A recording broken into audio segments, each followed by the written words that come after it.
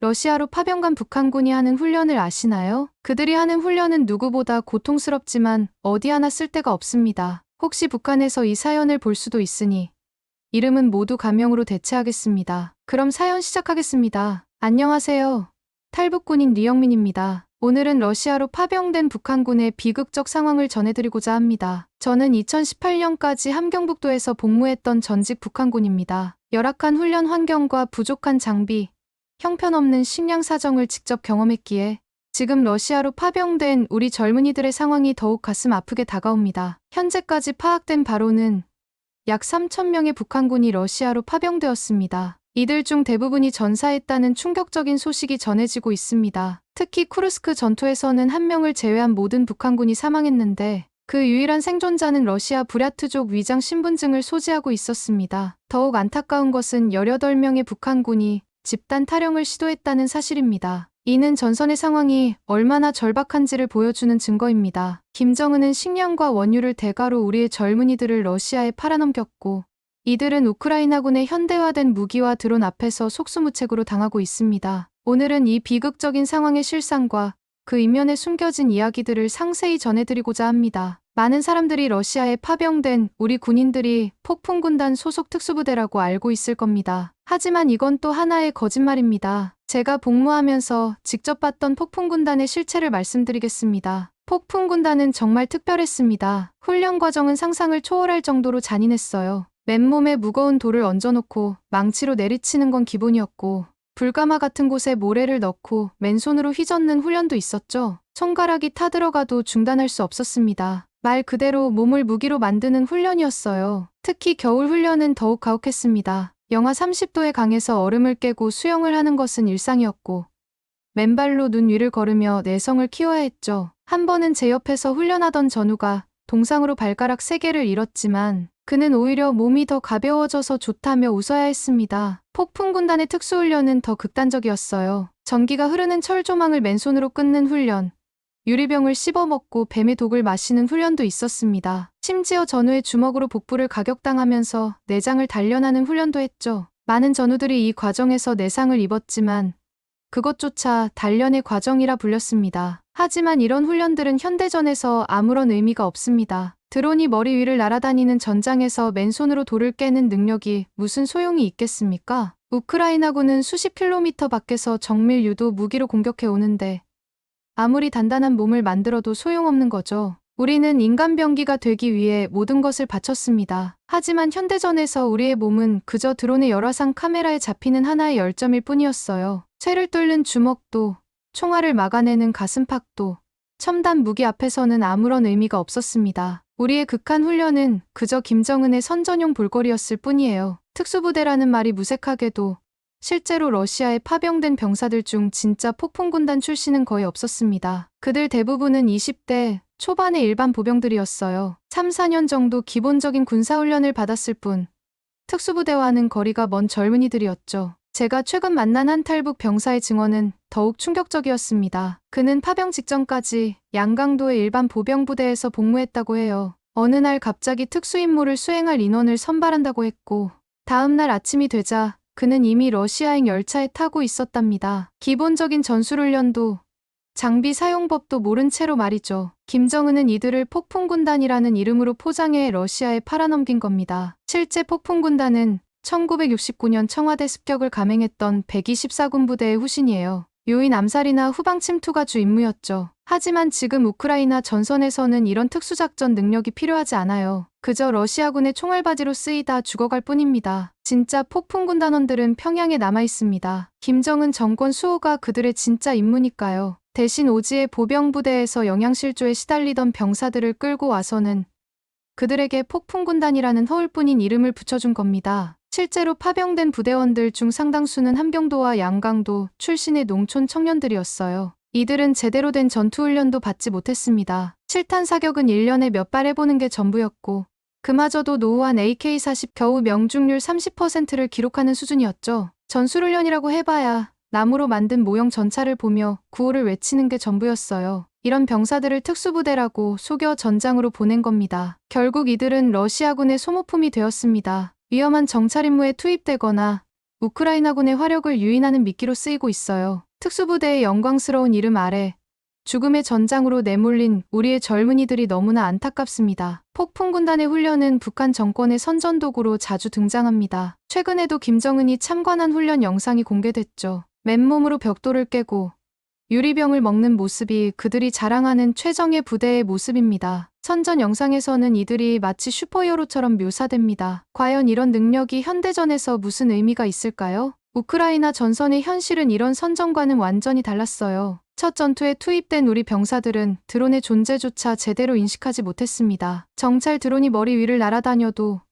그저 하늘만 멍하니 쳐다보다가 당했죠. 방공호를 파야 한다는 기본적인 전술도 모르고 있었어요. 현대전에 대한 기초적인 이해조차 없었던 겁니다. 최근 우크라이나군이 공개한 영상을 보면 우리 군인들의 처참한 실상이 더욱 분명히 드러납니다. 드론의 열화상 카메라에 찍힌 영상에서 우리 군인들은 마치 사격장의 표적처럼 보였어요. 은폐와 엄폐도 제대로 하지 못한 채 그저 드러난 채로 서 있다가 정밀 타격을 당했습니다. 우크라이나군은 이런 우리 군인들의 취약점을 완벽하게 파악하고 있었습니다. 드론으로 위치를 파악한 뒤 정밀 유도 무기로 타격하는 방식이었죠. 아무리 맨몸으로 총알을 막을 수 있다고 자랑해도 수십 킬로미터 밖에서 날아오는 미사일 앞에서는 아무런 소용이 없었어요. 특히 야간 전투에서의 피해가 심각했습니다. 우리 군인들은 야간 투시경은커녕 기본적인 야간 작전 능력도 없었어요. 반면 우크라이나군은 최신형 열화상 장비로 무장하고 있었죠. 그들에게 우리 군인들은 그저 밝게 빛나는 열점으로 보였을 뿐입니다. 한전우는 밤에 적이 어디 있는지도 모르는 상태에서 갑자기 정확한 포격을 맞았다고 증언했어요. 또한 전자전 상황에서는 더욱 속수무책이었습니다. 우크라이나군은 전자교란 장비로 우리의 무전기를 무용지물로 만들었고 GPS 교란으로 위치 파악조차 못하게 만들었어요. 이런 상황에서 우리 군인들은 그저 우왕좌왕할 수밖에 없었습니다. 결국 북한이 자랑하는 최정예 특수부대의 신화는 우크라이나 전선에서 처참히 무너졌습니다. 현대전은 첨단 장비와 전술의 싸움이지 결코 맨몸의 싸움이 아니었던 거죠. 우리의 젊은이들은 이런 기본적인 현실도 모른 채 시대착오적인 훈련만 받다가 죽음의 전장으로 내몰린 겁니다. 최근 우크라이나군 포로가 된 한 북한군 병사의 증언이 전해졌습니다. 그는 폭풍군단 출신이라고 했지만 실제로는 양강도의 일반 보병부대 소속이었다고 해요. 불과 2주간의 급조된 훈련을 받고 전선에 투입됐다고 합니다. 그의 증언은 제가 1990년대 말에 경험했던 일을 떠올리게 했습니다. 당시 저희 부대에도 특수훈련이라는 게 있었어요. 지금 생각해보면 그때도 이미 시대착오적인 훈련이었죠. 1950년대 6.25 전쟁 때의 전술을 그대로 답습하고 있었으니까요. 그때 저희 부대장은 미군의 현대전 훈련 영상을 몰래 본 뒤 이런 말을 했습니다. 우리가 하는 훈련은 50년 전 전쟁에나 먹힐 방식이다. 하지만 어쩌겠나. 위에서 시키는 대로 해야지. 이번에 포로가 된 병사의 이야기를 들어보니 30년이 지났는데도 똑같은 일이 반복되고 있더군요. 그가 말하길 전투 중에는 무전기도 제대로 작동하지 않았다고 해요. 러시아군 지휘관의 명령을 이해하지 못해 엉뚱한 곳으로 이동했다가 우크라이나군의 포위망에 갇히기도 했죠. 결국 부대원 대부분이 전사했고 그는 운 좋게 포로가 됐다고 합니다. 더 충격적인 건 그가 털어놓은 파병 전 훈련 과정이었습니다. 벨라루스에서 진행된 훈련이라고 했지만 실상은 육박전과 체력 단련이 전부였다고 해요. 현대전의 필수적인 전자전 대응 훈련이나 드론 회피 훈련은 전혀 없었답니다. 심지어 러시아어를 전혀 모르는 상태로 전장에 투입됐다고 합니다. 2023년 9월 그의 부대가 처음 전선에 투입됐을 때의 이야기는 더욱 비극적입니다. 우크라이나군의 드론 공격이 시작되자 지휘관들은 6탄으로 드론을 막아내라는 황당한 명령을 내렸다고 해요. 과거 항공기를 향해 6탄 공격을 감행하던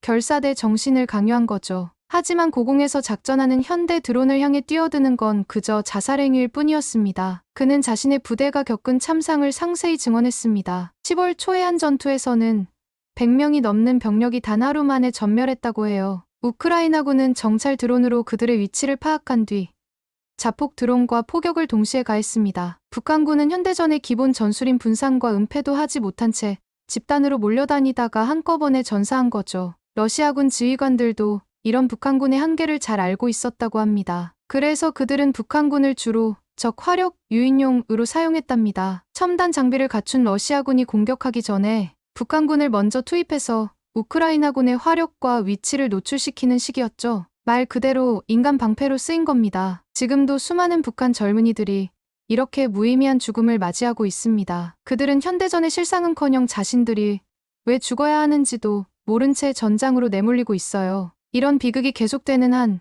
우리는 결코 침묵할 수 없습니다. 제가 최근 입수한 정보에 따르면 우크라이나군은 북한군을 움직이는 표적이라고 부른다고 합니다. 현대식 전술과 장비를 전혀 이해하지 못하는 우리 군인들은 그들에게 완벽한 훈련 대상이었던 거죠. 이 말을 들으니 2000년대 초반 제가 복무할 당시의 한 훈련이 떠오릅니다. 당시 저희는 미군의 위성 정찰에 대비한다며 위장술 훈련을 받았어요. 나뭇가지를 몸에 묶고 진흙을 바른 채 몇 시간씩 엎드려 있어야 했죠. 그런데 어느 날 한 고위 장교가 이런 말을 했습니다. 미군은 이미 열영상 장비로 우리를 다 보고 있다. 이런 위장은 아무 소용없다. 하지만 그 말은 무시됐고 우리는 계속해서 의미 없는 훈련을 반복해야 했습니다. 지금 우크라이나 전선에서도 비슷한 일이 벌어지고 있어요. 한 예를 들어보겠습니다. 우크라이나군이 보유한 TB 드론은 7km 상공에서 작전을 수행합니다. 우리 육안으로는 전혀 보이지 않는 높이죠. 하지만 드론은 열영상 장비로 우리 병사들의 위치를 정확히 파악할 수 있었어요. 아무리 맨몸으로 총알을 막는 훈련을 했어도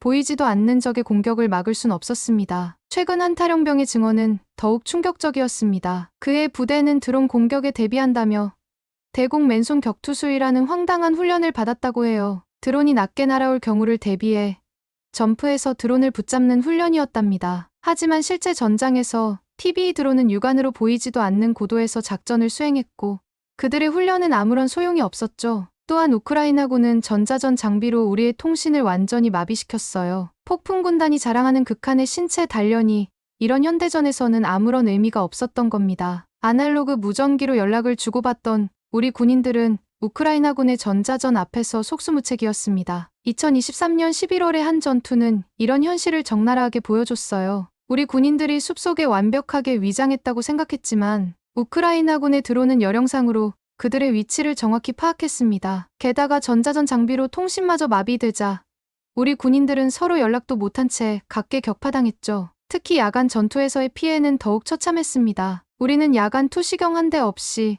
맨눈으로 전투를 해야 했지만 우크라이나군은 최신형 열영상 조준경으로 무장하고 있었어요. 밤이든 낮이든 우리 군인들은 그들에게 선명한 표적이었을 뿐입니다. 제가 복무할 때도 이런 현실을 어렴풋이 알고 있었습니다. 한 번은 훈련소에서 전시 작전 계획을 본 적이 있었는데 그건 마치 6.25 전쟁 때의 작전 계획을 그대로 베낀 것 같았어요. 현대전의 특성은 전혀 반영되지 않은 채 여전히 인해 전술과 육탄 돌격만을 강조하고 있었죠. 지금도 우크라이나 전선에서는 이런 시대착오적인 전술로 인해 수많은 북한 젊은이들이 목숨을 잃고 있습니다. 그들은 보이지도 않는 적과 싸우다가 첨단 무기의 표적이 되어 쓰러져가고 있어요. 이것이 바로 우리가 마주한 현대전의 실체입니다. 최근 또 하나의 충격적인 소식을 들었습니다. 러시아군 지휘관들이 북한군을 인체 방패로 활용하고 있다는 겁니다. 위험한 지역 정찰이나 지뢰 제거 같은 임무를 전부 우리 군인들에게 맡긴다고 해요. 그들 눈에는 우리 군인들이 그저 소모품일 뿐입니다. 실제로 한 전투에서는 북한군 부대를 미끼로 써서 우크라이나군의 화력을 유인한 뒤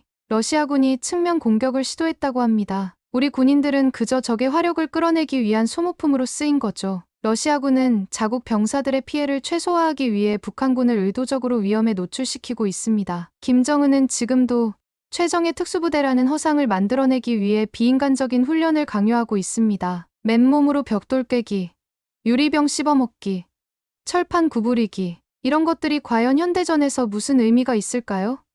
드론과 미사일이 날아다니는 전장에서 이런 시대착오적인 훈련들은 아무런 도움이 되지 않습니다. 최근 한 탈북한 장교의 증언에 따르면 김정은은 매년 특수부대 훈련 시범을 관람하면서 더욱 극단적인 것들을 요구한다고 합니다. 전기가 흐르는 철조망을 맨손으로 끊고 불 속을 걸어가며 독약을 마시는 등의 비인간적인 훈련들이죠. 하지만 우크라이나 전선에서는 이런 능력들이 전혀 쓸모가 없었습니다. 러시아 현지 정보통에 따르면 현재 파병된 북한군의 생존율은 거의 0%에 가깝다고 합니다. 우크라이나군의 첨단 장비와 현대화된 전술 앞에서 우리 군인들은 그저 움직이는 표적일 뿐이에요. 더구나 러시아군조차 우리를 소모품으로 여기는 상황에서 이들의 생존을 기대하기는 불가능합니다. 가장 비극적인 것은 이런 현실을 누구보다 잘 알면서도 계속해서 젊은이들을 전장으로 내모는 김정은의 태도입니다. 그는 여전히 백두혈통의 영웅적 군인이라는 허구적 이미지를 만들어내느라 필사적입니다. 하지만 그 이면에는 식량과 원유를 대가로 젊은이들의 목숨을 러시아에 팔아넘기는 비정한 거래가 있을 뿐이에요. 이미 파병된 북한군들의 운명은 정해진 것이나 다름없습니다. 현대전에 대한 이해도 없고 적절한 장비도 없이 그저 시대착오적인 훈련만 받은 채 전장에 내몰린 그들은 안타깝지만 대부분 전사할 것입니다. 우크라이나군의 드론과 정밀 유도 무기 앞에서 맨손으로 벽돌을 깨는 능력은 아무런 의미가 없으니까요. 이제라도 이 비극적인 상황이 중단되어야 합니다. 더 이상 우리의 젊은이들이 이런 허망한 죽음을 맞이해서는 안 됩니다. 현대전의 실상을 직시하지 못하는 독재자의 오만과 무지가 얼마나 많은 목숨을 앗아가고 있는지 우리는 결코 잊어서는 안 될 것입니다.